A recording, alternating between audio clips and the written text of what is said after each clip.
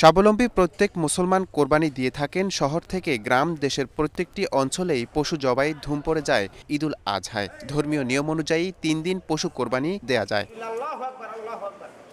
পবিত্র ঈদুল আজহার দ্বিতীয় দিনেও রাজধানী ঢাকার বিভিন্ন এলাকায় পশু কোরবানি করছেন ধর্মপ্রাণ মুসলমানরা। কসাই না পাওয়া সহ বিভিন্ন কারণে যারা প্রথম দিনে কোরবানি করতে পারেননি তারাই আজ পশু কোরবানি দিচ্ছেন। আমরা তো আমাদের নিজেদের পক্ষে আল্লাহর নামে কোরবানি দিচ্ছি। আমার নিজের পক্ষে, নিজের পরিবারের পক্ষে আল্লাহর কাছে প্রত্যাশা আল্লাহ আমাদের এই কোরবানি কবুল করুক। কারণ এটা রক্ত মাংস তো আল্লাহর কাছে যাবে না, যাবে হলো আমাদের নিয়ত। একটু কষায়ের অভাব ছিল আর কি।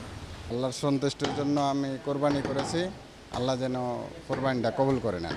এদিকে কোরবানির সময় কসাইয়ের আয়ও বেড়েছে। ঈদুল আজহার এই ৩ দিনে অন্য পেশার লোকজনও বনে যায় কসাই বা তাদের সাহায্যকারী। প্রথম দিনও করলাম, আজকে দ্বিতীয় দিনও করতেছি। কুরবানির জিনিস ভালো লাগারই তো কথা। পশু কোরবানির পাশাপাশি এবার পরিষ্কার পরিচ্ছন্নতাও লক্ষ্য করা গেছে রাজধানীতে। নূর মোহাম্মদ ভূঁইয়া, এশিয়ান টেলিভিশন, ঢাকা।